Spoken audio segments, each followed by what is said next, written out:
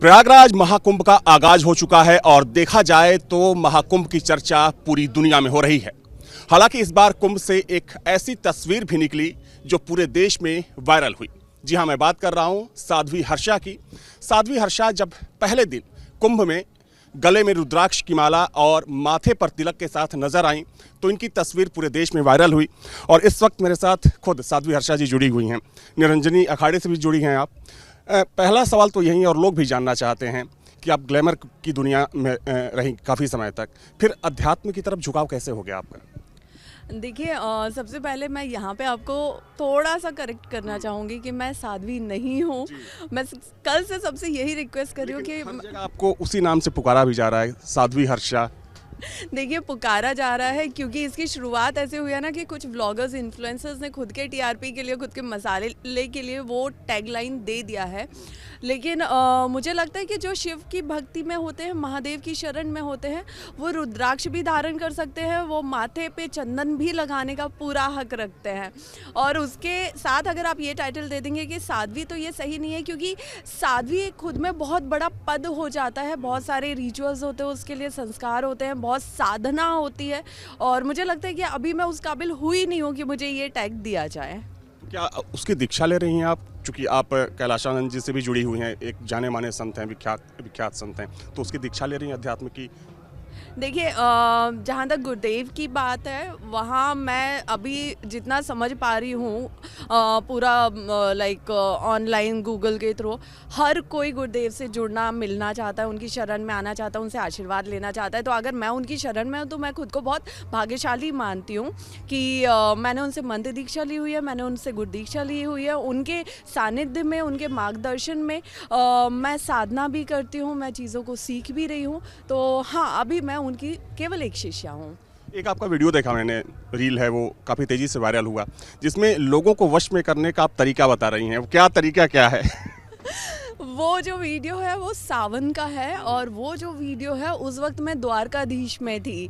मैं द्वारकाधीश दर्शन के लिए गई थी और मैं जस्ट रैंडमली ऐसी मेरे मन में आया कुछ ऐसा हंसी मजाक करने का। तो आप वो मंत्र भी देखोगे कि ओम गिली गिली छू करके, तो वो बस था, वो जरा याद नहीं आ रहा ठीक से मुझे। नहीं, मुझे एग्जैक्टली याद नहीं है क्योंकि वो मैंने भी रैंडम कर दिया था। लेकिन आई थिंक ओम गिली गिली छू नमः करके कुछ ऐसा मैंने बोल दिया था। तो वो एक कॉमेडी के पर्पस से था, जिसे अब जाके क्योंकि मेरी हर चीज़ को बहुत वायरल किया जा रहा है, तो अब उसको भी वायरल कर रहे हैं।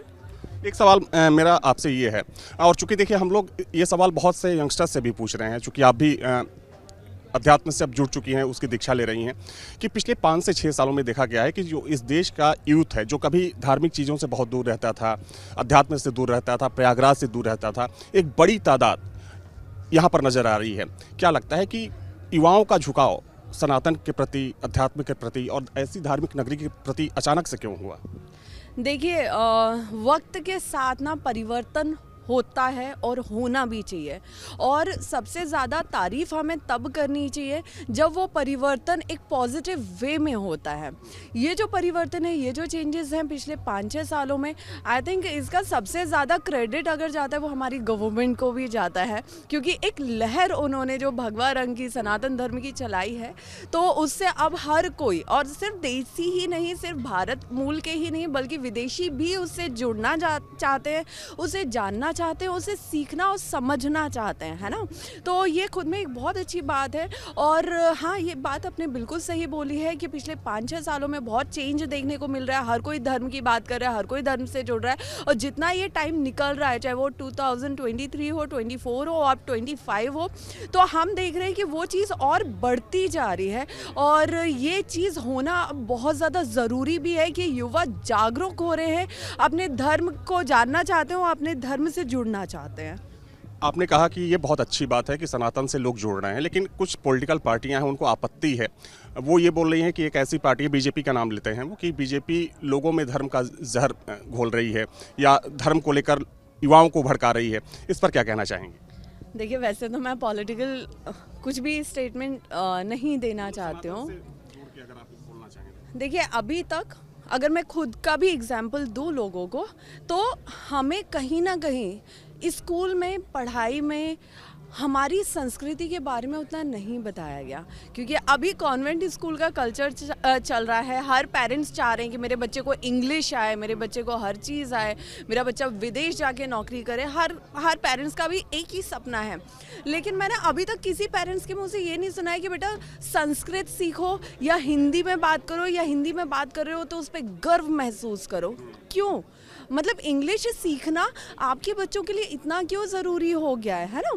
तो जब वो चीज़ उनके उसमें नहीं हो पाई, उनके राज्य में नहीं हो पाई, राज में नहीं हो पाई, तो अब जब राज बदला, जब राम नाम की एक लहर चली, भगवा रंग की एक लहर चली, और अब चीज़ें चेंज हो रही। अब हर हिंदू, मैं किसी भी जाति पाति की यहाँ पे बात नहीं करूँगी, मैं एक हिंदू की बात करूँगी कि हर हिंदू अपने धर्म के लिए जुड़ना चाह रहा है, उसके लिए बिल्कुल जागरूक हो रहा है, उसके लिए लड़ रहा है कि नहीं, अब समाज में ये बदलाव होना बहुत ज़रूरी है। और मुझे लगता है कि सरकार को या कोई भी विपक्ष में भी जो है, सबको इसमें जुड़ के साथ होना चाहिए, क्योंकि आखिरकार एट द एंड हम सब हिंदू हैं। और अगर हमारे धर्म की बात हो रही है, हमारी संस्कृति की बात हो रही है, तो उसे बचाना और उसे सामने लाना हम सबका समान रूप से जिम्मेदारी और अधिकार है। एक आखिरी सवाल, प्रयागराज कुंभ में आप आई हैं, कैसा एक्सपीरियंस रहा, अनुभव कैसा रहा अभी तक का?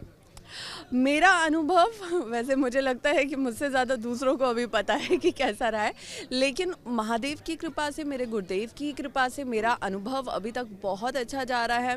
मुझे बहुत सी ऐसी चीज़ें करने का मौका मिल रहा है, उनमें उनका हिस्सा बनने का मौका मिल रहा है, जिससे मैं कहूँगी कि यहाँ आके मेरा जीवन जो है वो कृतार्थ हो गया, और मैं खुद को बहुत भाग्यशाली समझती हूँ। चलिए, हमसे बातचीत के लिए बहुत बहुत धन्यवाद आपका।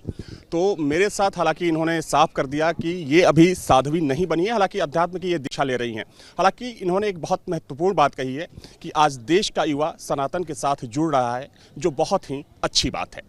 वीडियो जर्नलिस्ट दीपक राणा के साथ Avinash Singh, news nation, Prayagraj.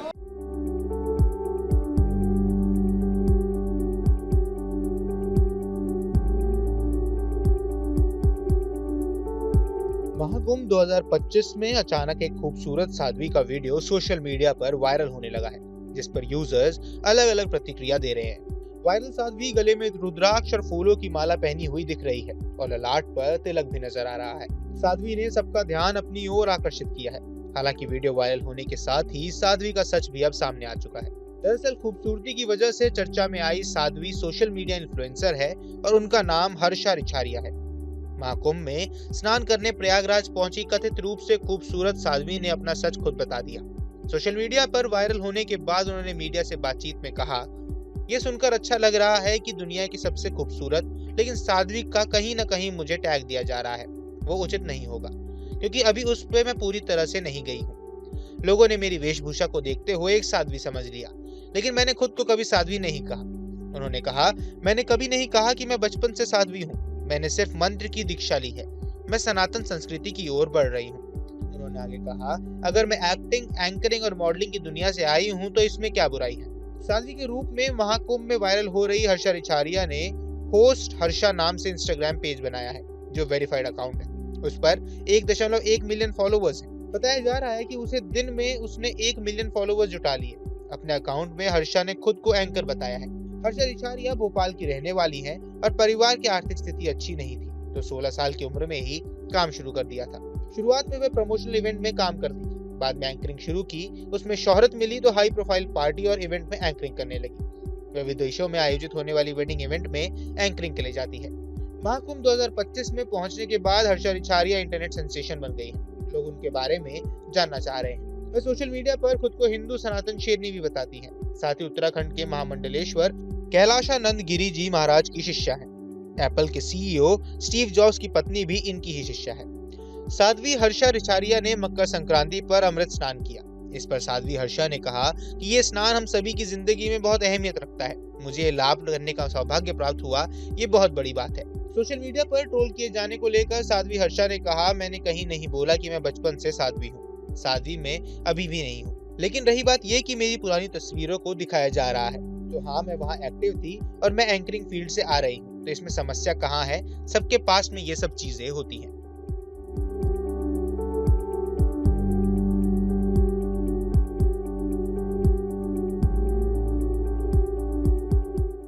News nation अब व्हाट्सएप पर। खबरों के ताजा अपडेट के लिए न्यूज नेशन के इस क्यूआर कोड को स्कैन करें